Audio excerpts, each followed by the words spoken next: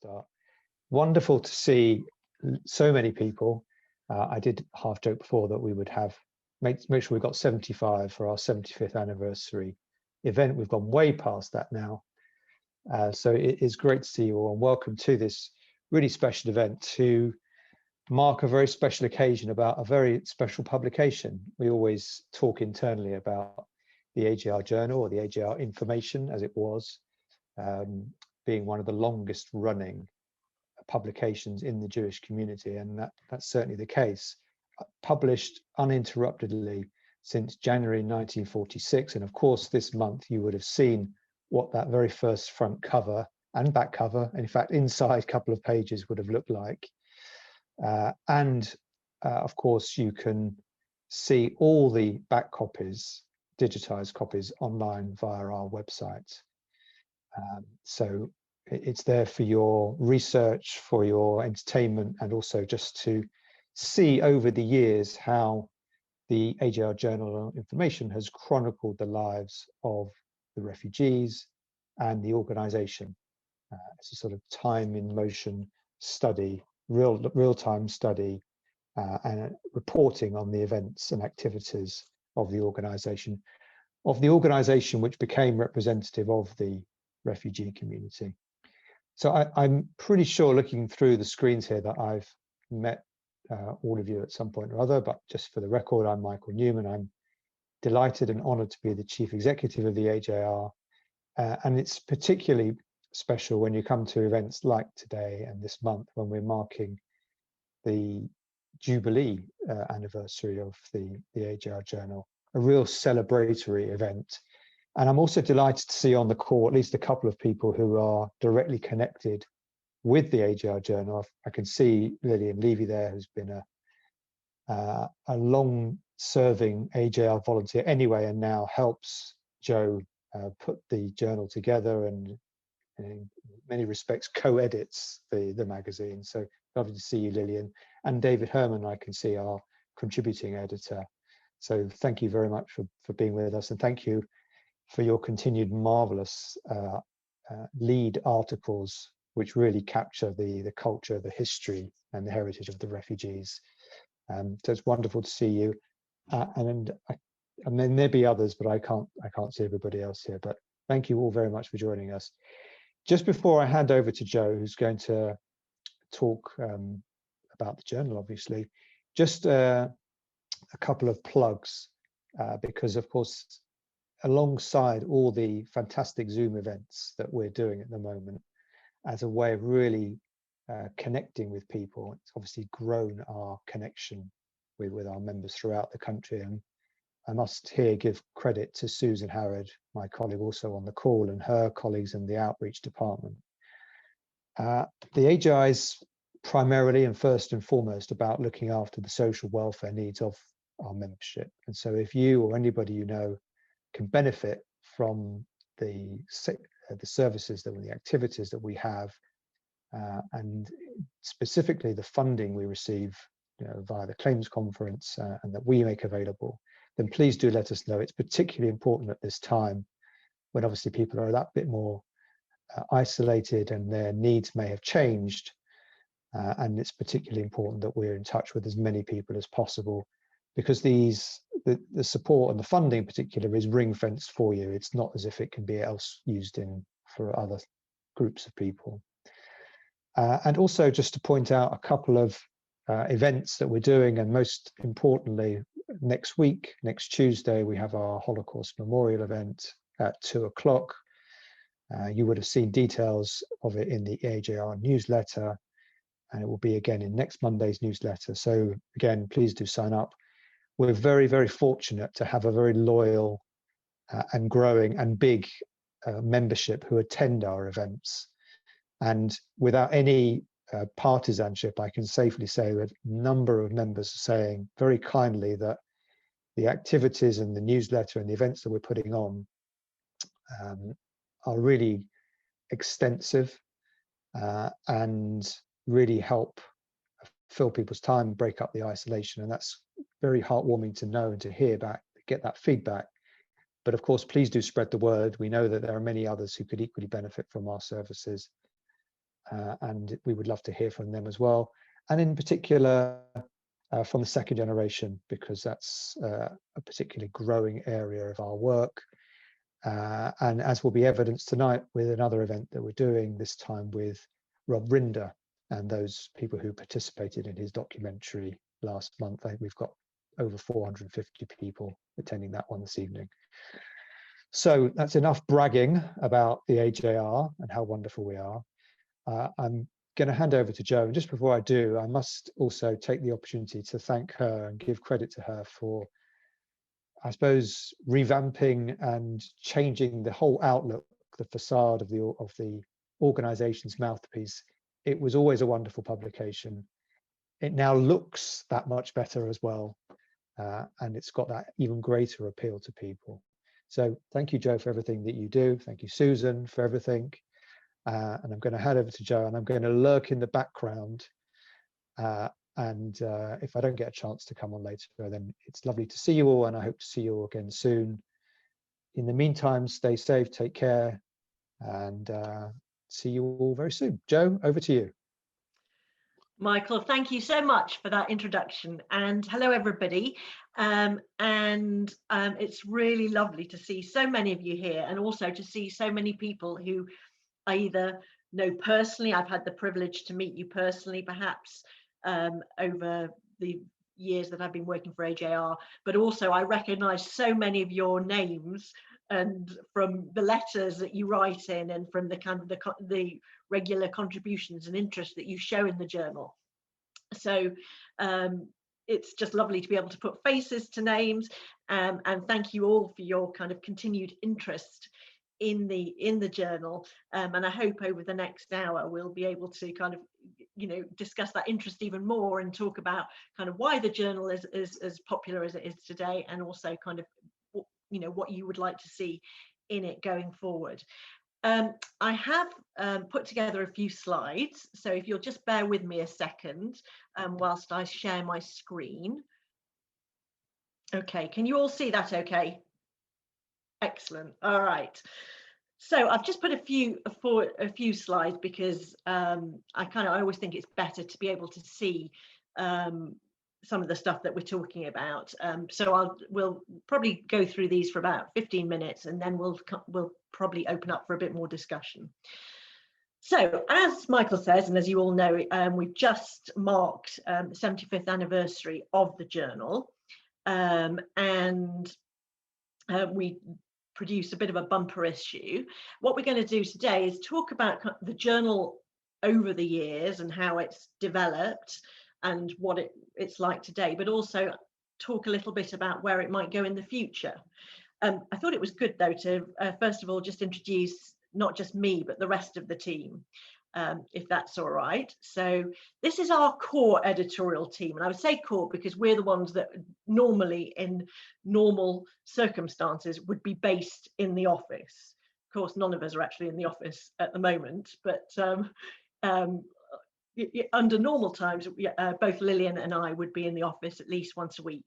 I'll tell you about me first. So I have been with AJR since I think 4 years now. I joined in December 2016, initially just for a few weeks to help out with the January 2017 issue, and a few weeks turned into a few months, and now it's turned into a few years, and I'm all the happier for that. I live in Stanmore, North London. I'm a fourth generation refugee, so my great-grandparents came not during the Holocaust, but obviously much earlier beforehand.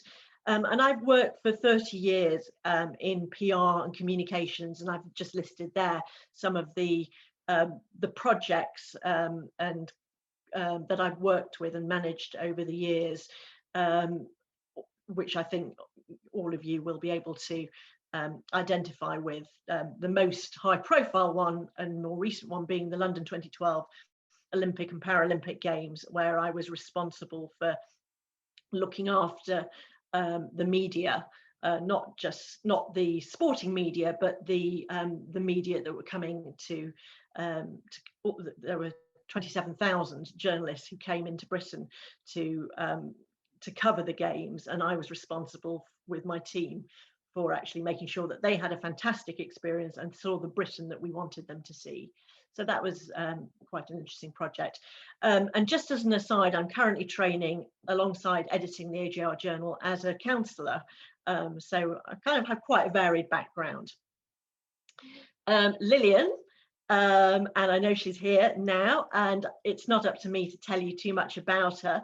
And she'll be furious with me if I do, except to say that this was her receiving her admission into the Hall of Fame for the JVN, because she was the JVN Volunteer of the Year.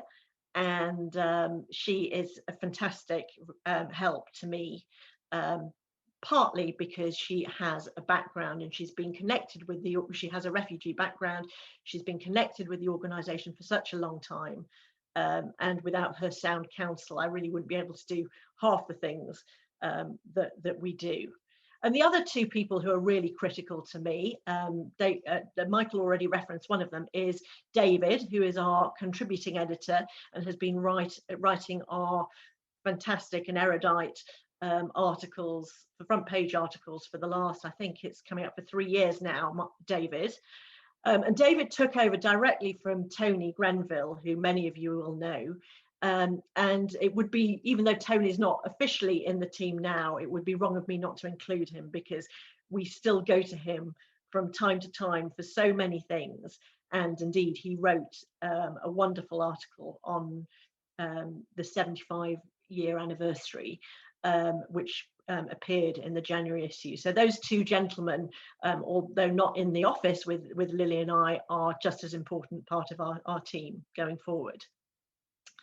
So let's look at the journal over the years, and hopefully you all saw this anniversary issue, which we produced. And as Michael said, we included articles, well, the covers of the 1946 issue, as well as our kind of normal content.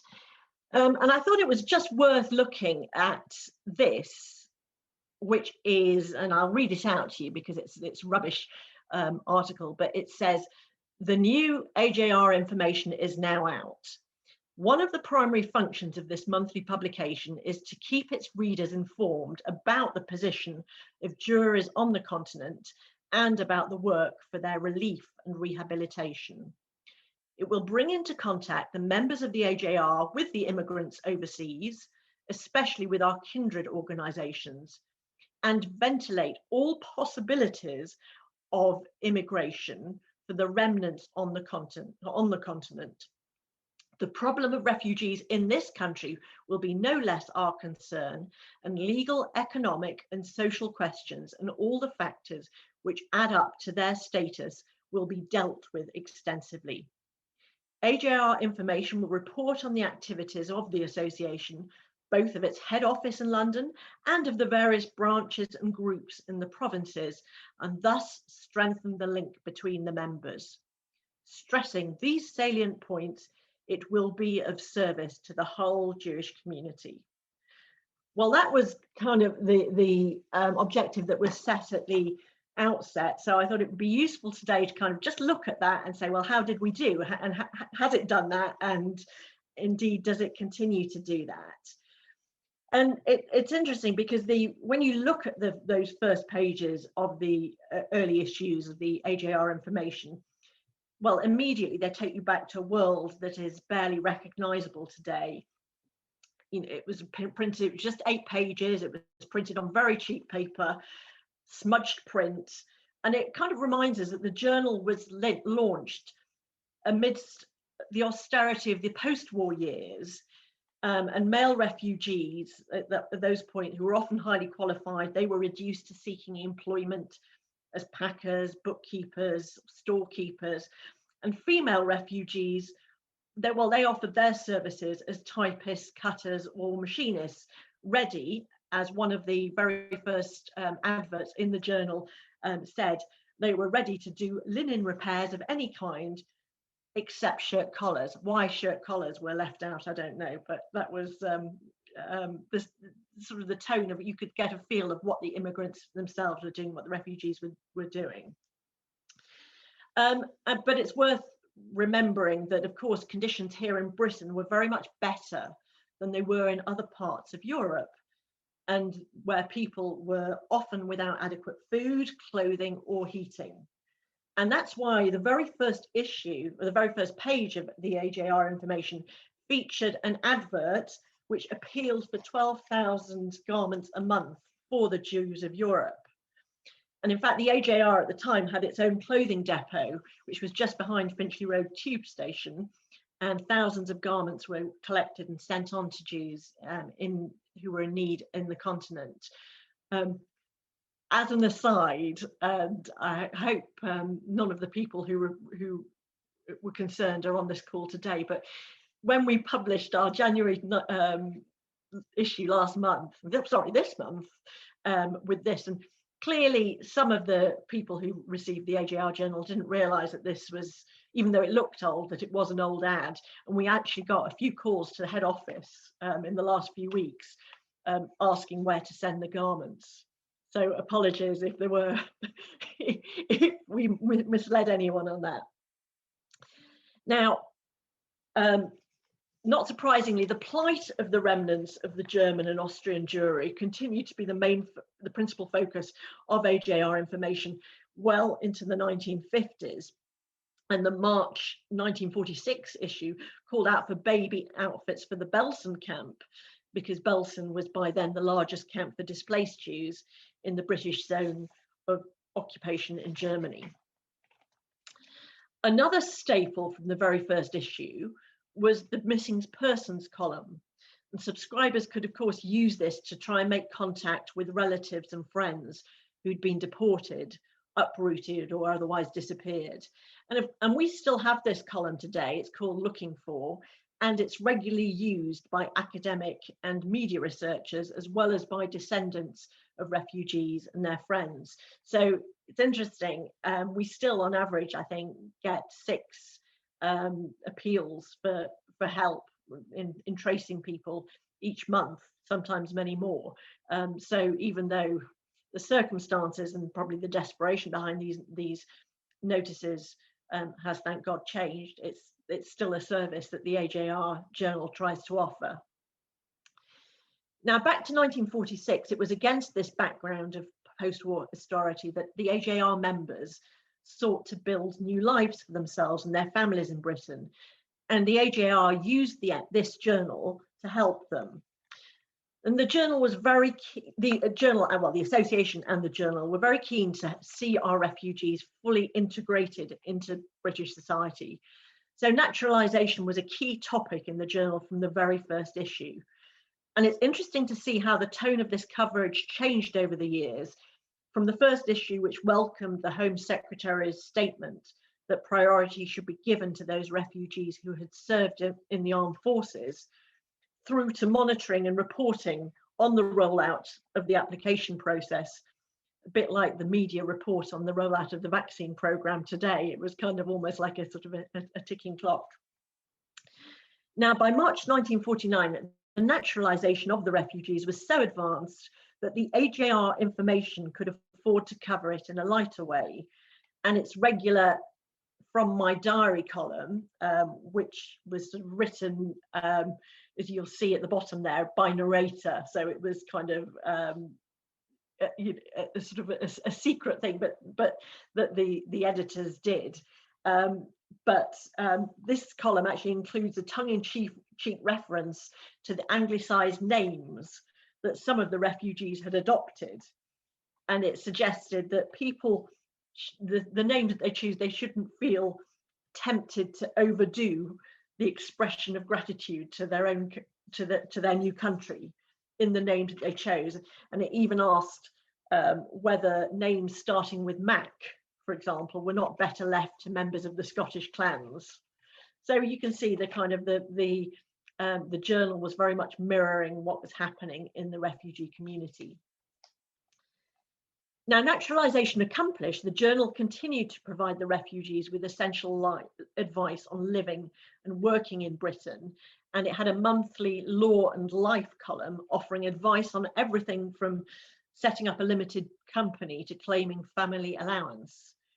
And the AJR at the time also had its own employment agency, which continued to find and advertise jobs for its members right up until the 1960s. One topic that was covered right at the outset and is still regularly covered today is that of restitution. The January 1946 issue, the first issue, contained a pretty weighty article by a lawyer, Walter Breslau, who was a member of the AJR board. And this article set out the various obstacles that would need to be overcome. And it predicted that the full process of restitution was going to take decades. And I think even Walter Breslau would be surprised to know that we are still covering issues to do with just restitution today, 75 years later, albeit obviously the circumstances has moved on. Now, of course, one of the topics that has always interested the AJR members was Israel. When our first issue was published, Israel was, of course, still known as Palestine, and it had massive restrictions in place regarding Jewish immigration, despite the overwhelming evidence about the tragic situation of most Holocaust survivors in Europe. From the outset, the journal published regular and vivid reports about the Palestine problem, and it was a staunch advocate for a peaceful compromise. For example, it published quite a hearty condemnation of the July 1946 bombing of the King David Hotel by Jewish extremists. Now, today, of course, we still maintain a strong link to the Jewish homeland, and our monthly letter from Israel by Dorothea Sheffer-Vanson provides insights on everything from modern Israeli democracy to the effectiveness of single-sex education. We try, as we do with everything in the AJR Journal, to maintain an apolitical stance, and we also make it very clear that the views that are expressed in this column are those of Dorothea, not of the AJR itself. But we are keen to keep that link to Israel. The last major similarity between AJR information then and the AJR Journal today is the focus on culture. The pages of AJR information reflect the admiration for the arts and sciences, culture and education that the Jewish refugees brought with them. The very first issue contained a long article about the work of a theatrical director. And just this morning, I put the February 2021 issue to bed, and it contains a long article about the work of Tom Stoppard. So you can see that there are parallels there. And of course, we still have our monthly art notes column, which first began in 1978 under the authorship of Alice Schwab, who was the mother of Baroness Julia Neuberger. And for the past 30 years, the art notes column has been written by Gloria Tesla. Book reviews have also been included since the early days, reflecting the ongoing growth in Holocaust-related literature. This was from the very first journal, and you can see there it's sort of a list of books. Now, January is probably the busiest month for publishers specializing in this genre, because they're seeking to capitalize on the interest stirred by Holocaust Memorial Day. But I was astounded to realize that just in the last 30 days alone, over 330 new titles relating to the Holocaust have been released on Amazon, which means there's no shortage of books for us to review. And you can see there that that's sort of just a quick search on Holocaust books on Amazon gives you over 20,000 books. So much has changed, and yet so much has stayed the same. And you can see here kind of how the design of the front page of the journal has changed since our early issues. And actually, it hasn't changed that much, really. Although in 2016, 2017, we did, of course, move to full colour and to a new branding to reflect the AJR branding. But the good thing is you can still kind of trace it back to our early origins, and perhaps that's why the AJR Journal is still going strong 75 years on, which makes it the longest continually appearing Jewish publication in Britain after the JC, of course. Now, in Tony's excellent article for our 75th anniversary issue, Tony speculated on some of the other reasons why the journal has continued to go from strength to strength. And he believes that one of the key factors is continuity. Amazingly, I'm only the 5th person to have held the title of editor, following in the footsteps of Werner Rosenstock, Richard Grunberger, Tony Grenville himself, and Howard Speer, who had the title of editor for, I think, some 12 or might even be more, 17 years before me. Although I should point out here that any similarity between myself and my former editors is in title only, because I don't share their refugee background or heritage, and neither do I unfortunately share their encyclopedic knowledge. But I'm very proud and delighted to have taken on the mantle. I think the other critical fact behind the journal's longevity is that it's so closely linked with the AJR itself, because unlike its equivalent organisations in other countries, the AJR continues to have a very relevant role in modern Britain and a strong appeal among Anglo Jewry. The popularity of this fantastic outreach programme, which is run by Susan and her team, is of course living proof. And we are also now the single biggest funder of Holocaust education programmes in the country. And the charity's many and varied activities provide constant new fodder for the journal. And as the charity itself continues to innovate.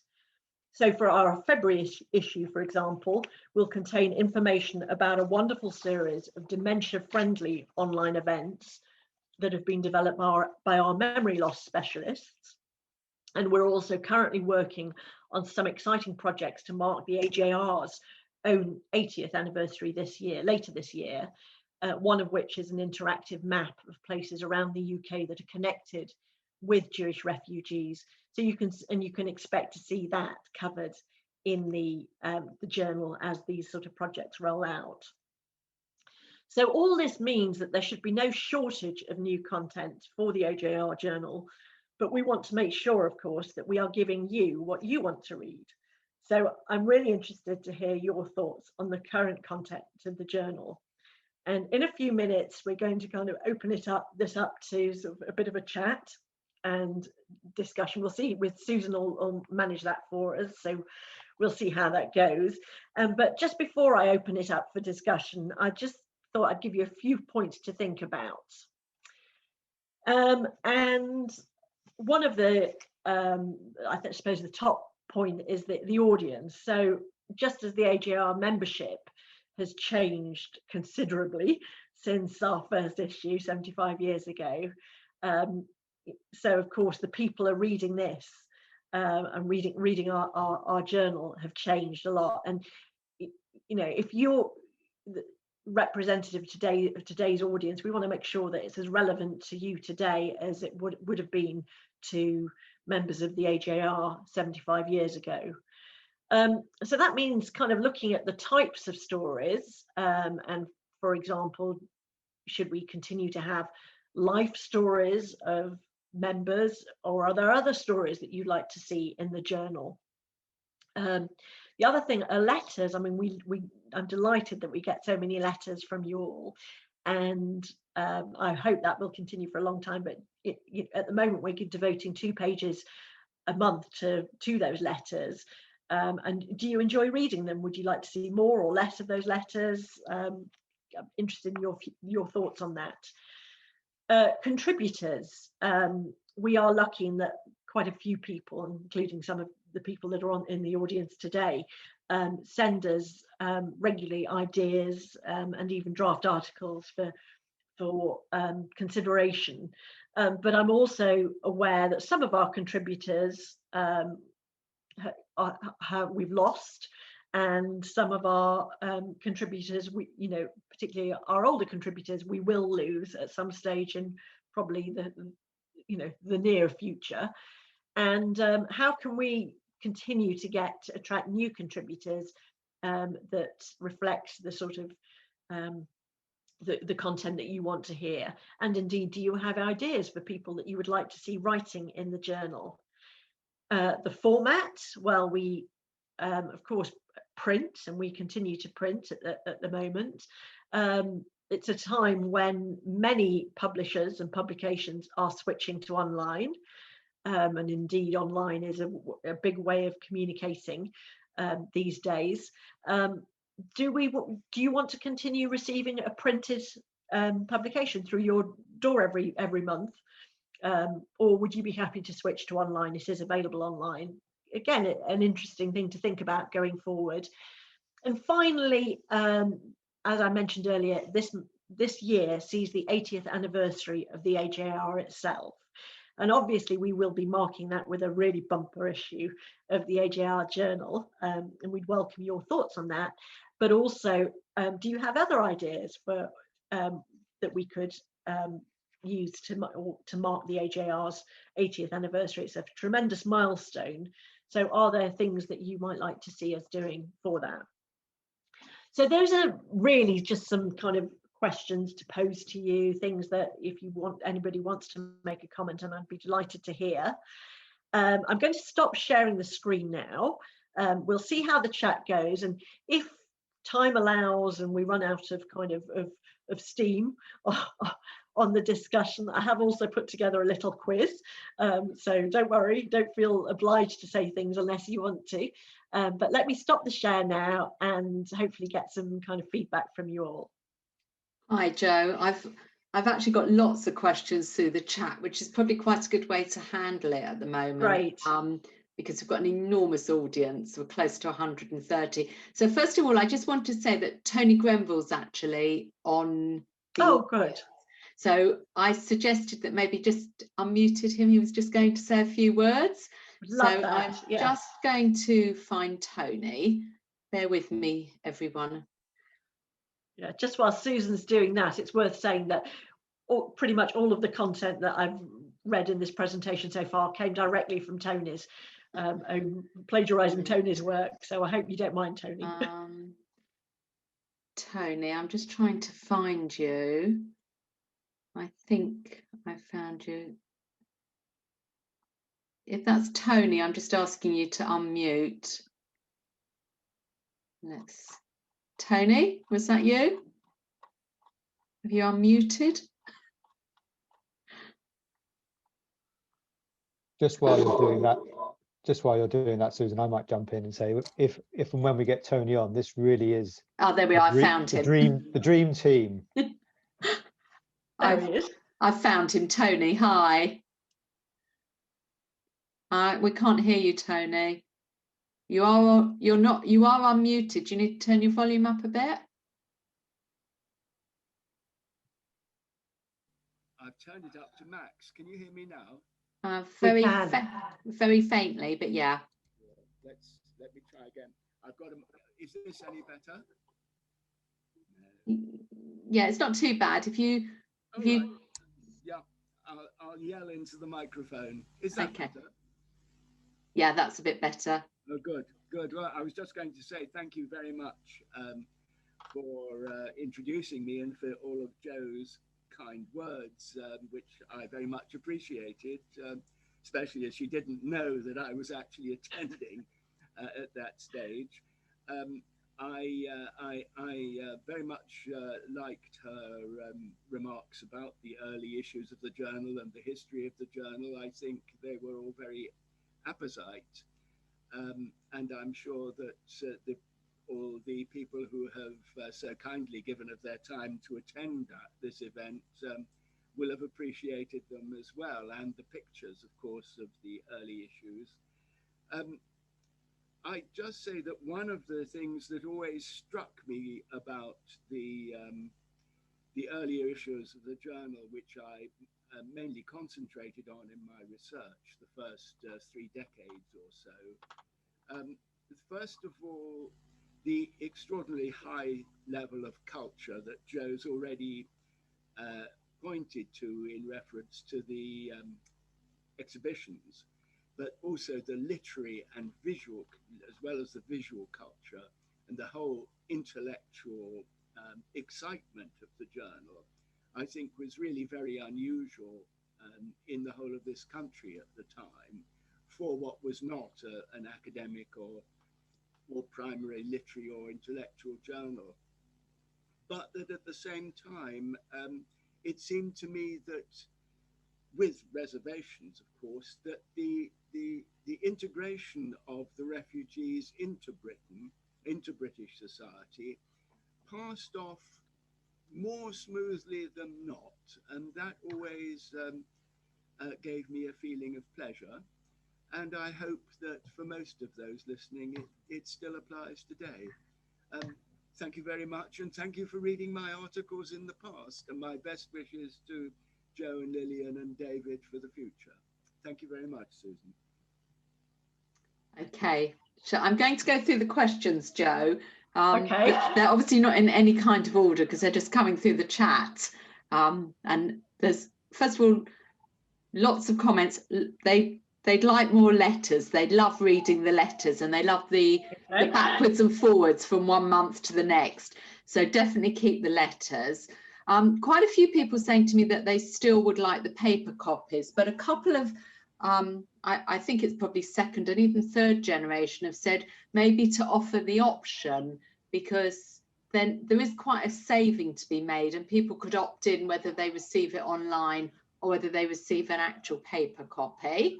So I'm just going to go back through. Lots of, quite a few people have said that they love the search function, that they've been able to reconnect with people that you know, sort of have been in their memories, and they've just put a search notice in, other refugees. Let me just go through. I just want to find you. Is it one of the questions on the search function was, if you put the search function in online, does it search all copies of the journal or just specific criteria? The search for, you're talking about the online search. Yeah. But on the website, yeah, it can do either. So you can ask it to search just if you know that it was in a particular decade or even in a particular year. You can say it just, you can actually specify the years, or you can actually search back through, I can't do the maths, but 75 years of yeah, I think it's whatever 75 times 12 is. A lot. A lot. And it is actually incredibly accurate, that search thing. I use it myself at least once a day for something or other. You know, either to just check whether we've covered something before, or to look at kind of what we might have said, or what about a particular person before, or yeah, it's a fantastic function. Okay, I'm just saying, everyone's sending me lots of messages on chat, and I will get to them. I'm scrolling through them. When you're hosting, you see the screen in a different way, so even if you're waving at me, it doesn't mean I can actually see you, but I am reading the chat. I've got the grandchildren of Dr. Richard Engel on, who was a founder member of the AJR at the start, and they're delighted and know that he would be delighted that the AJR and this journal is still going strong. So that's really nice. Lots of people saying that second generation, that their parents loved reading the journal. They always remembered the journal being in their parents' house, and they love now receiving the journal, which is something we find quite a lot, that second generation are joining. And the journal is such a great connection. Somebody said she always remembers going to her mother on a Sunday, and that was the total topic of conversation, was the articles in the journal. I'm just reading through. How about getting someone from second or third generation involved in contributing and having a column relating to second or third generation? I'm sure that's something you thought of. Yeah, but we don't have a column actually, and I think that could be a really interesting. We do regularly have articles from second and third. In fact, just in the January issue, I'm just thinking we had a lovely article from somebody who said exactly what you said, Susan, that they grew up seeing this AJR Journal on the coffee table and wondering what it was all about, and now they kind of it's just seeing it now kind of connects them with their own heritage. So we do regularly have articles from second or even third generation, but what we don't have is a column, and I think that's a great idea. So whoever suggested that, thank you. Okay, I've got a question, well, more of a comment, that, for example, care homes, where our members are in care homes, if the members in the care home don't get a copy of the journal, could we arrange for the care homes to receive it? And I think I'm right in saying, yes, we do have an option. Just, Michael, I'm right in saying journal subscriptions, people just to receive the journal. So if you have family in a care home and they're not necessarily receiving it, but you think maybe the care home should, if they contact us, they could receive it, couldn't they? I think that's a great idea. Yeah, we do have some people who are, as you say, just subscribers, as in they're not and they can't be beneficiaries of the other services, particularly the financial assistance.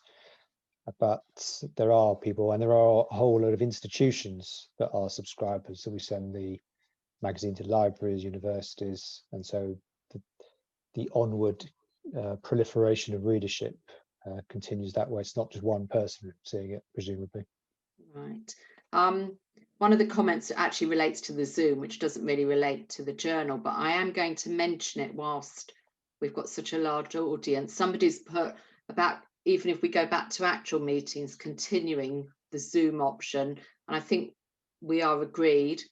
Please God, the day will come when we go back to actual meetings.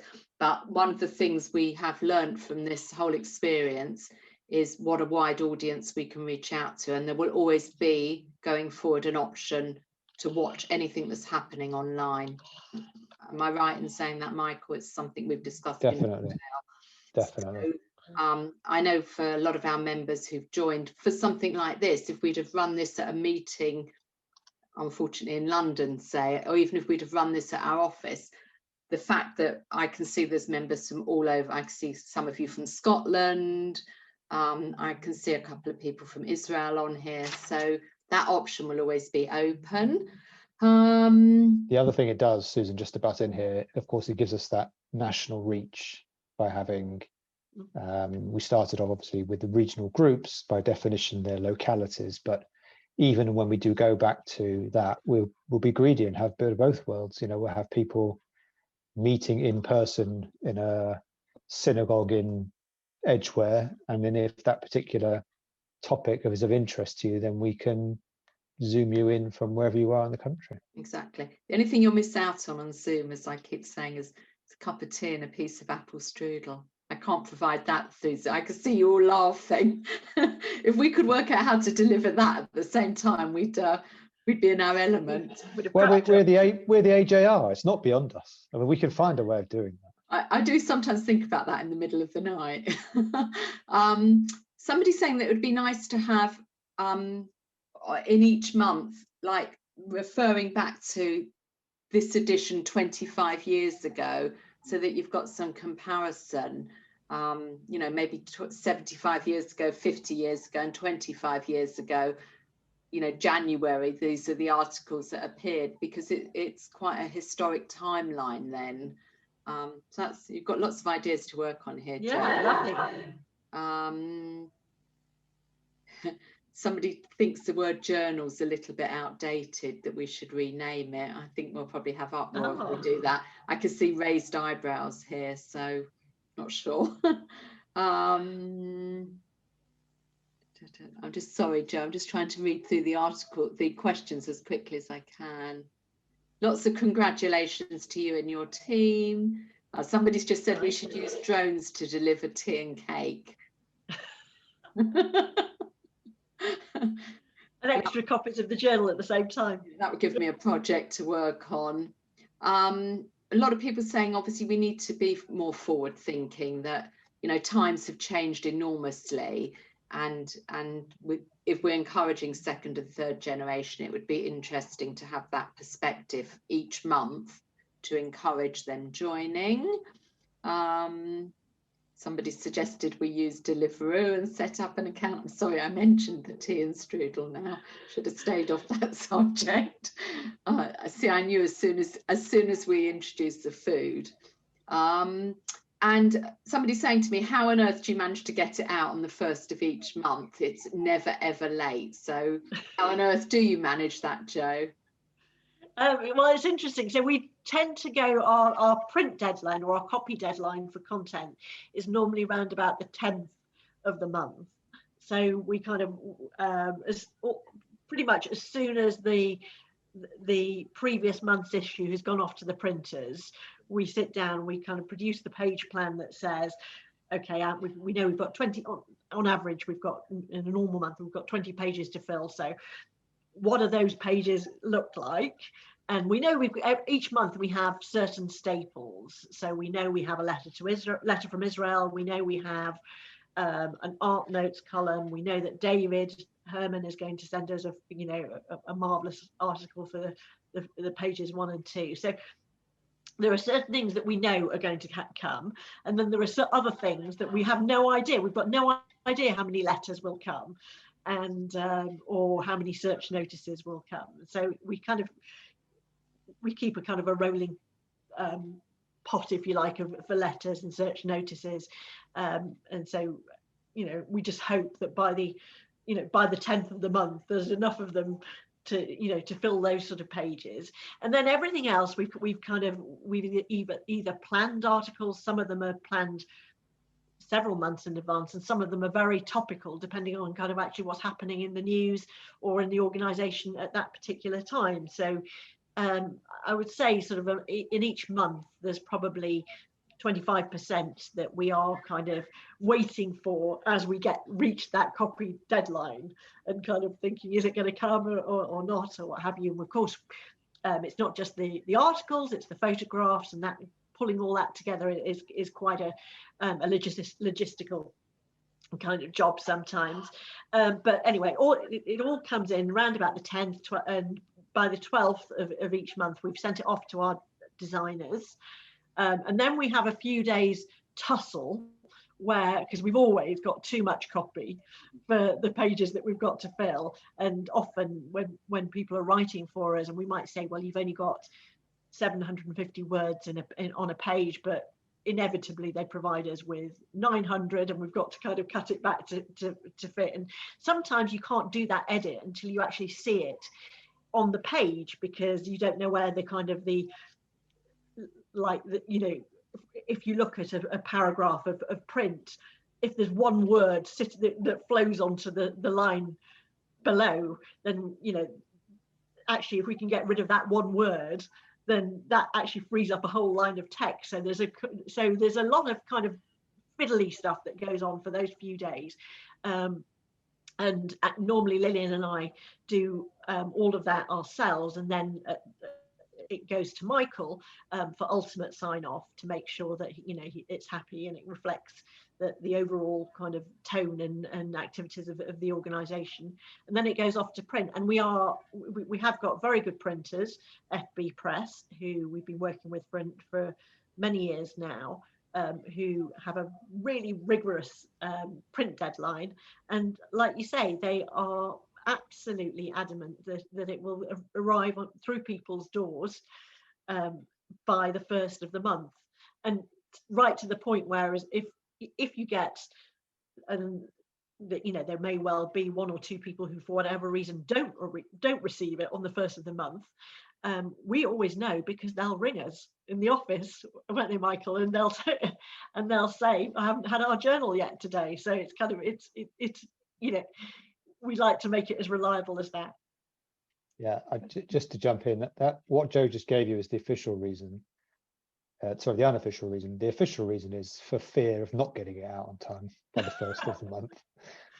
Yeah. So, because we know that people set their clocks to it, and I think that just really reflects the place it has in people's lives and how much they look forward to it, and this sort of ubiquitous part of the landscape. It's people tell the stories of the piles of them collecting.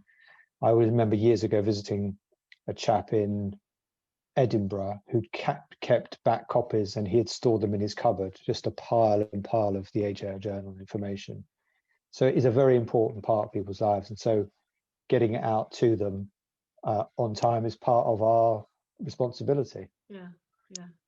And also, I think the one thing that perhaps I didn't mention so much in my presentation, but I think is really important, is how the journal itself reflects the, what has happened in our refugee community. And it actually, each year it provides a snapshot of what was going on in that time, and right down to, so for example, when our anniversary issue came out a couple of weeks ago, the Ben Uri Gallery, who of course kind of like to think of themselves as the sort of custodians of the art, and they realized that actually going back through 75 years of the journal would provide a very good record of refugee art over the last 75 years as well. And that's a new project that they're working on with us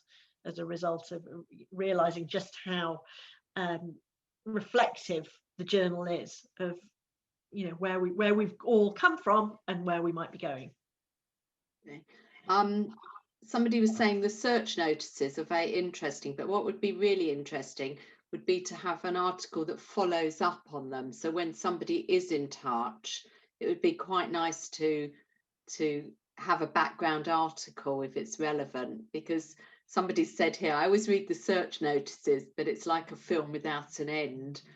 And that's, I sort of get that actually. So I'm just having... Yeah, that's a really nice idea. And actually, Lily and I quite often do get like emails back from people saying, sometimes they might be 2 or 3 years old, saying, thank you so much, as a result of that search notice, XYZ happened. And, so it's nice that people tell us, but actually it would be very nice. I think we will look out for opportunities to turn that into an article for you. So yeah, thank you for that. So I'm just going to jump in here because I need to jump off in a moment, but I've got a couple of messages direct as well, Right. which I might just read. The first one: Susan and her team are brilliant, and the program of events are a wonderful diversion. Completely agree with that. Thank you. And someone else: I think my parents got the journal right from its start, and my mother is still with us today. So that's wonderful to know that there are those who've been with us that long as members and who've benefited from it. And also someone written to say thank you very much for all the help they've had from Rosemary Peters, who's the lady, Joe, you kind of inadvertently referred to before as helping with restitution matters. So that's lovely there as well. I'm going to wish everybody all the best and farewell. You can all stay on. I've got to go off to another call. Looking forward to seeing you all soon, and stay safe. And Joe, fantastic job. Thank you very much. Thank you. See you later. Had quite a few comments. Quite a few of you have mentioned the e-newsletter. I have to say that we were thrown in a bit at the deep end with the e-newsletter, and we knew that we would never be able to compete with the journal, but it was just a way of staying in touch. And Joe and I really set up working on it really in at the deep end from March. And although I've sort of taken over most of it, I'm really grateful to Jo for her input. And I do look through the journal and try and borrow a few ideas. Obviously, sending out the e-newsletter every week, I'm always worried I'm going to run out of ideas. But as you saw by this morning's, I actually never run out of ideas. I've had a few other comments. Bayer Lekovitz, who's on here with us, has actually got a recording of a 2-minute recording of Richard Grunberger talking about himself and his role as the editor. And really? She could actually, Bayer, I just need to find you, but she's saying she could share it. I wonder if she could share it now. Let me just find her online, and I'm just asking you to unmute, Bayer. I knew this was going to be a meeting. I'm here. Hi, Hello. Bayer. Hi, can you share online now? I can share. Hello, everyone. First, I'd really like to congratulate you on this achievement of 75 years at the AJR Journal. It's something I always look forward to reading. If you make me, I'm going to try and share my screen with you. Okay, I've just made you a co-host, Bayer, so you should be okay to do that. And I just want to say this is an interview I conducted in 2001 when we curated the Continental Britons exhibition. And it's a wonderful interview with Richard Grinberger, but I just found a very short piece where he talks about how he sees the role of his editorship for the AJR Journal. So let me try to do that now. Well, I see my role as the editor as somebody who is trying to bridge the gulf of where the refugees came from and where they have found themselves for the last 60 years. I want them not to lose contact with what they'd left behind, because there was a very rich German Jewish cultural life of which they are the last representatives. And on the other hand, I want them to be more acculturated to English life and English culture than I'm afraid many of them are. So I am trying to act as a mediator between the two, and as a propagandist for this amalgam of the two cultures. And this is how I see my function. So that, for instance, I want to point out to them that there's a rich cultural life, particularly literary culture, in this country, of which the fact that there are so many literary prizes now is a perfect example. And it so happened that the person who won the Whitbread Prize last year, a man called Matthew Neal, is the grandson of Alfred Kerr, who was the leading drama critic in Germany in the 1920s and even before then, a man who did a vast amount to put Gerhard Hauptmann on the German theatrical map. And this is the type of double focus that I'm trying to give the journal, still keeping very much a spotlight on the Jewish German culture, and also on the way in which not simply the refugees themselves have contributed to British culture, but also that there is a vast body of culture with which a lot of refugees are insufficiently acquainted, and I want to be a sort of guide to them in that direction. Oh, that was fantastic, Bea. Thank you so much. It's what I find really interesting here, that he is talking also about introducing British culture, you know, through the AJR Journal, and it's something I guess one kind of forgets. Anyway, glad I could share it. Yeah. Thank you. Yeah. I'm just going a couple more comments. Obviously, as you know, we work with a lot of partner organisations now, particularly on the Zoom programme, for example, Generation to Generation and Insider Outsiders. And I have had a comment saying, you know, it'd be nice to sort of maybe bring in something about one of those organisations that we're working with. Yes, yeah, very good. All these ideas, Jo.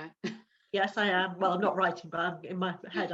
And I'm just having a quick look through. Forgive me if I don't refer to your individual questions. There's a lot of comments and questions, and I'm aware of time.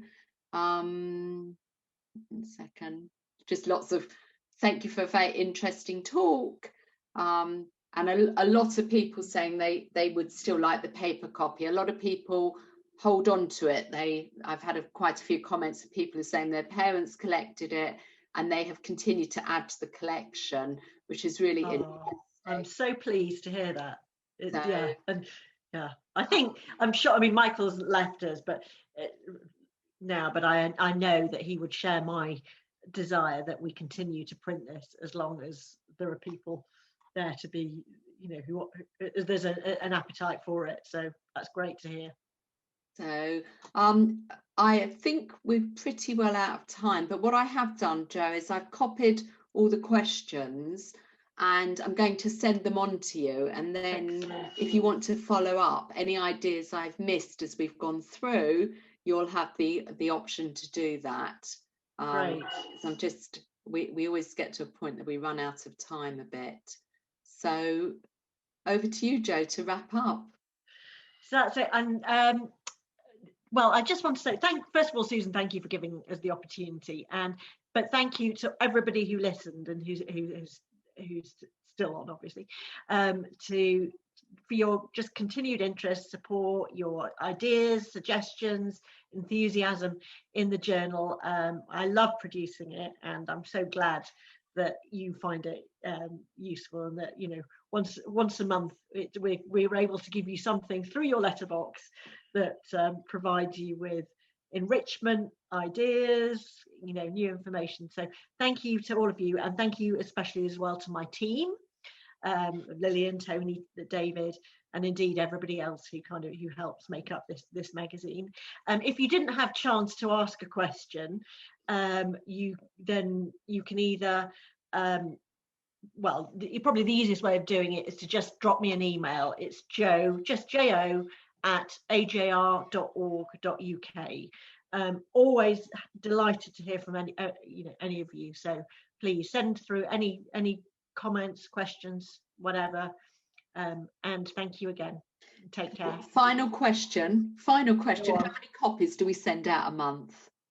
So we send out about just over 2,000 to the members, and then there's also, it's available online and each month it gets like lots and lots of downloads as well.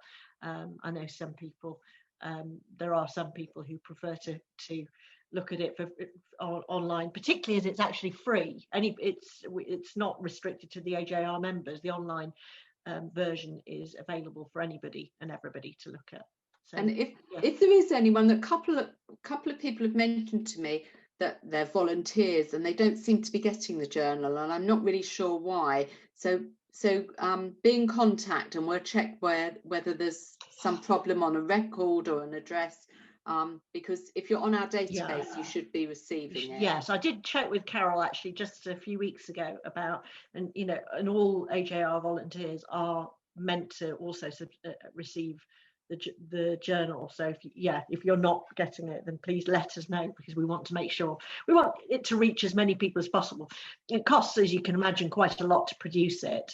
So and even though we sell a little bit of advertising, it nowhere near covers the cost of actually getting it out there. But to be honest, once you've gone through that whole process, the cost of either sending out or even printing a few extra copies is nothing. So if you know people who you think will find it interesting, let us know and we will happily share it.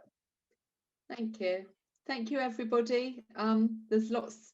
Got a very busy week this week, so make sure you've checked your e-newsletter. It went out nice and early this morning. There's certainly something to keep you occupied every day this week. And thank you, Joe. It was your idea to do this, and fantastic. And we'll definitely have an update on this in a couple of months' time. But great. Thank you for all your input and all your hard work. So thank Lovely. you all for joining us. And bye everybody. Enjoy the rest of your days. All right, bye.